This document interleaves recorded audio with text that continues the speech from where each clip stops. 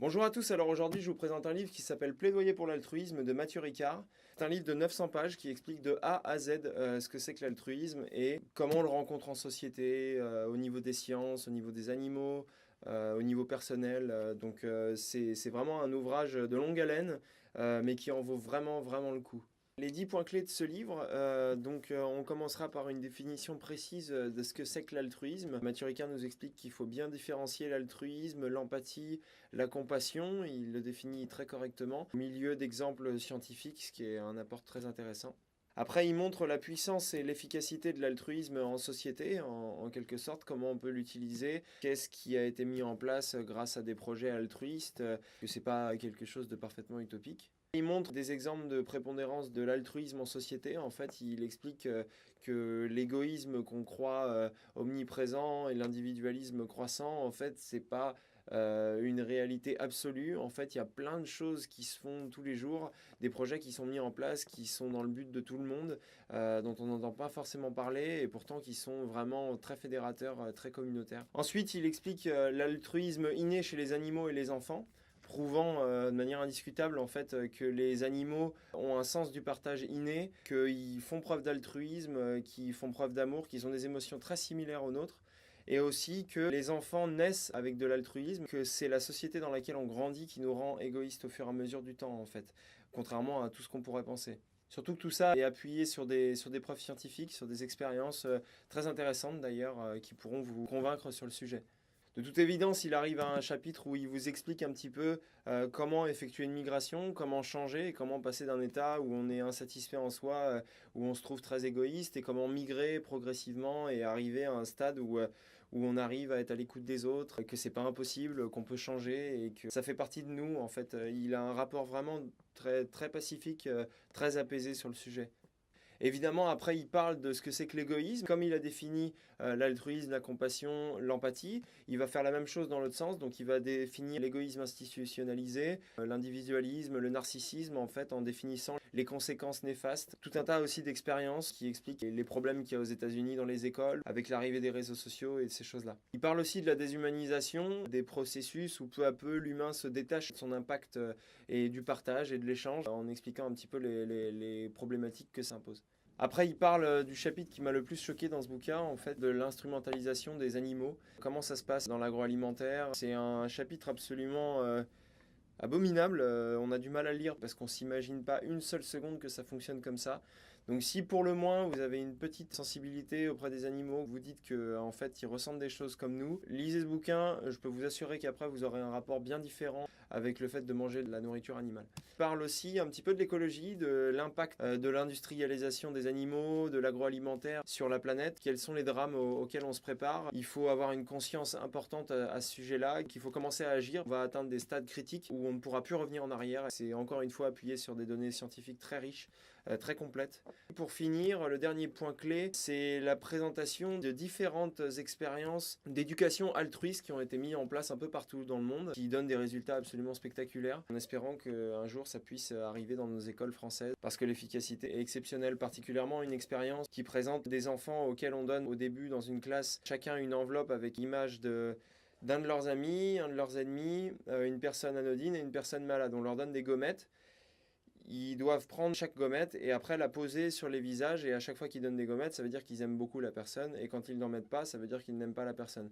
En fait, au début de l'expérience, les enfants ont tendance à répartir en quelque sorte leur amour pour son prochain de manière inégale, c'est-à-dire les personnes qui détestent, ils mettent pas de pastilles, les personnes qu'ils adorent, beaucoup de pastilles.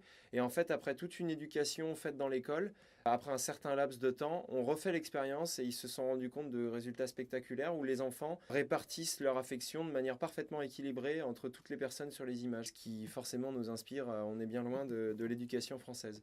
Maintenant que je vous ai présenté un petit peu les points clés de ce livre pour vous susciter l'intérêt et vous encourager à le lire, je vais vous présenter un petit peu les points positifs et les points négatifs. Au niveau des points positifs, on se retrouve avec une description de quand, quoi, pourquoi, comment l'altruisme en fait. Donc on se retrouve avec des données très intéressantes qui peuvent nous apporter beaucoup et sur lesquelles on peut vite entreprendre des choses dans notre comportement. En tout cas, moi, c'est comme ça que je l'ai ressenti. Le fait qu'ensuite, il apporte autant de données scientifiques vient forcément renforcer le propos. On se retrouve avec un contenu qui est loin effectivement de certains contenus ésotériques où on se retrouve avec une spiritualité un petit peu floue. On se retrouve vite à être convaincu en fait et de se dire mais merde, je me suis gouré, j'avais un fonctionnement qui n'était pas logique, comment je peux faire pour changer? Étant donné qu'il offre les clés et que c'est écrit d'une manière extrêmement pacifiste, tout se fait dans une certaine fluidité. Si jamais des personnes ont déjà lu Mathieu Ricard, il a une manière d'écrire qui est extrêmement apaisante. Lire un chapitre de Plaidoyer pour l'altruisme, c'était vraiment un rendez-vous où ça me calmait parce que ça donne plein d'espoir en fait. Ça respire tellement la joie de vivre qu'on a envie d'y croire et on se met soudainement à changer des choses dans nos vies. Ça relance tout l'optimisme. On est tellement affligé par la télévision, les médias qui nous rabâchent tout un tas de merde hyper déprimante à longueur de journée. Lire un bouquin comme ça, on lit un chapitre avant de s'endormir, on s'endort sur un nuage parce qu'il apporte des données où on se dit plutôt comment on a pu croire tout ce qu'on a cru jusqu'ici en fait. Et pour finir, le point positif, c'est que tout simplement, ça donne foi en l'humain, en fait. On se met à croire des choses où on se disait que c'était impossible, que l'humain est parfaitement égoïste, qu'on pense qu'à nous. Bah, quand on finit ce bouquin, on se rend compte que c'est carrément l'opposé, en fait. C'est pas du tout ça. L'humain a plein de bonnes idées. Il entame plein de choses. Surtout comprendre que les informations qu'on nous diffuse sur les médias sont les informations les plus déprimantes, les plus avilissantes, en fait, qu'on peut trouver. Et que surtout, tout ce qui se passe de positif, tout ce qui est génial, qui soude l'humain, eh ben, c'est ce dont on entend parler le moins possible. Et ce bouquin-là le révèle vraiment, on s'en rend compte. Alors le seul point négatif, qui n'en est pas vraiment un, c'est juste le fait que c'est une lecture longue. Parce que le livre, comme je le disais, fait 900 pages. Il faut l'aborder correctement pour pas s'en dégoûter et pas se détacher du bouquin et pas aller au bout. Donc maintenant, je vais vous présenter un petit peu mes conseils pour cette lecture. Ne pas vous précipiter à vouloir lire vite et accumuler parce que sinon vous risquez de vous en dégoûter. Je vous conseille vraiment de prendre le temps après avoir lu un chapitre, d'y réfléchir, de voir le rapport avec votre vie, de voir quels sont vos comportements à ce sujet. Je suis sûr que vous pourrez y trouver un apport personnel bien plus efficace que si vous lisez tous les chapitres d'affilée.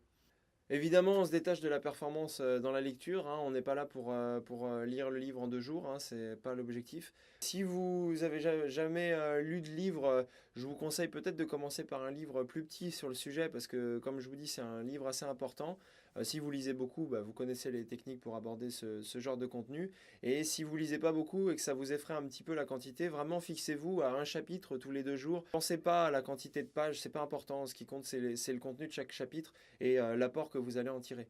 Et un petit peu comme je l'ai déjà dit, il faut aborder ce livre dans une sorte d'introspection. Il faut essayer d'y trouver des outils, des choses sur lesquelles on peut s'appuyer pour s'en servir dans la vie de tous les jours. Parce que ce serait dommage en fait de passer à côté d'un tel contenu sans en tirer des conclusions pour changer en fait. C'est le concept du bouquin. La volonté de Mathieu Ricard, c'est évidemment de nous prouver qu'on se trompe. L'égoïsme, ça nous mène à notre perte. L'individualisme aussi. J'ai envie de dire, si on passe au travers de ce livre-là et on n'a pas eu de questionnement profond, c'est qu'on n'a pas compris le concept du livre parce que la manière dont c'est présenté, on peut que être convaincu en fait à la fin de ce livre. Donc voilà, j'espère que ce résumé vous plaira. Vous pourrez trouver le lien en dessous de la vidéo pour pouvoir vous procurer ce bouquin. Si vous le lisez, si vous l'avez déjà lu, je vous invite à partager sous cette page ou sur Facebook ou sur mon site internet votre critique. Est-ce qu'il y a des choses que j'ai dit qui vous conviennent pas ou vous n'êtes pas d'accord? Est-ce qu'il y a des choses à compléter? Voilà, c'est une communauté, on est là pour partager, donc j'espère que vous n'hésiterez pas à commenter. N'hésitez pas à vous abonner à ma chaîne pour retrouver d'autres résumés de livres qui j'espère vous intéresseront. Voilà, on se retrouve à bientôt pour un prochain résumé. Salut!